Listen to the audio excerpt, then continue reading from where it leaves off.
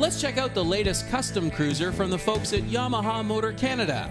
Late last fall, Yamaha launched the V Star 950 in an effort to round out its cruiser range, dropping this one smack dab between its 650cc and 1100cc Star-branded siblings.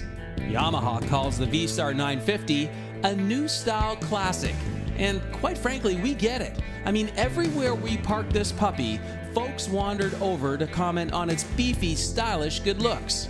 The effect is created thanks in part to a large 16.7-liter teardrop fuel tank, a beefy 41mm fork with its single 320mm disc. Then there's the ultra-low 26 and change seat, the 5-speed tranny with the traditional heel-toe shifter, and an impressive 2-into-1 exhaust system. It all adds up to a pretty nice-looking package. But how does it work? Well, thumbing the starter and firing up the 942cc fuel-injected 4-valve per cylinder 60-degree V-twin for us this week is a loyal viewer and Motorcycle Experience Rider Club member, Chris Chappelle.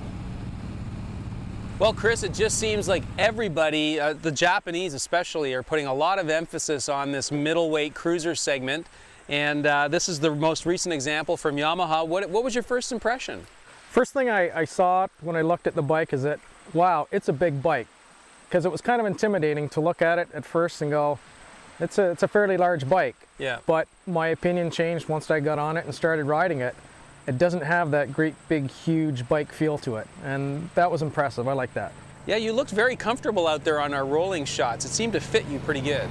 It did. The good thing about this, I think, because it appeals to perhaps an intermediate rider as an entry-level cruiser, it's a very easy bike to ride. It's very comfortable. The seat position is great.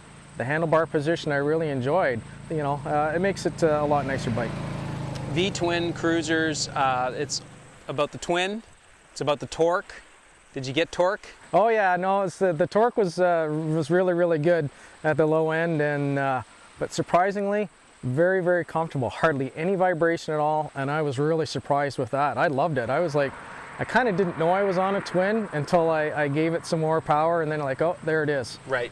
They did a really good job, I think, of balancing the bike, and the way it's mounted in the frame. It doesn't vibrate like a lot of typical cruisers, you know, did. How was the clutch reach, the actuation? Oh, the reach was fantastic. The actuation, really good. Barely even knew that I was even using the clutch.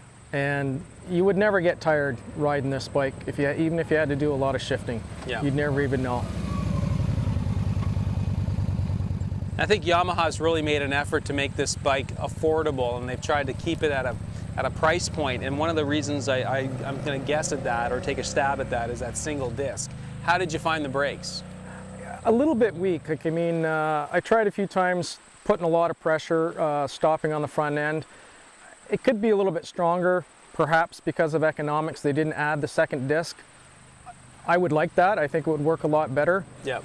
The rear braking was a lot stronger. Like, I mean, just amazing how good the rear brake works. The front end, a little bit weak.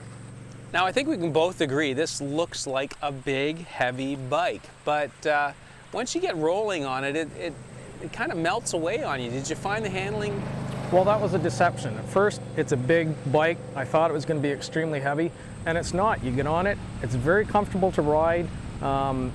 It's easy to kind of sink right into the bike and enjoy the feel of the ride. Yeah. And it's not a very heavy bike, a little over 600 pounds, but it looks like it's got a lot more weight to it than that. And I think that's what makes the bike ride so good. It's very comfortable. Another big element when you talk about cruisers is fit, finish, paint, chrome. What do you think of the finish of the bike? Oh, it's great. Like, the chrome stands out.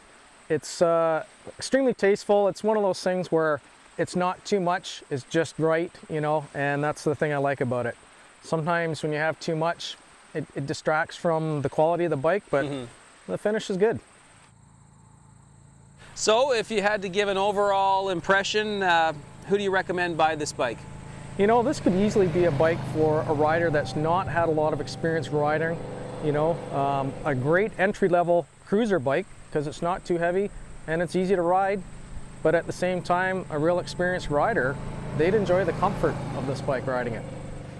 Well, I know you're a sport bike guy. You have to be. You work at a racetrack, but who knows? Maybe there's a cruiser in your future. Well, lots of possibilities. I get older and I want to slow down and maybe take it easy a little bit. This would be a perfect bike just to relax and have nice cruising days.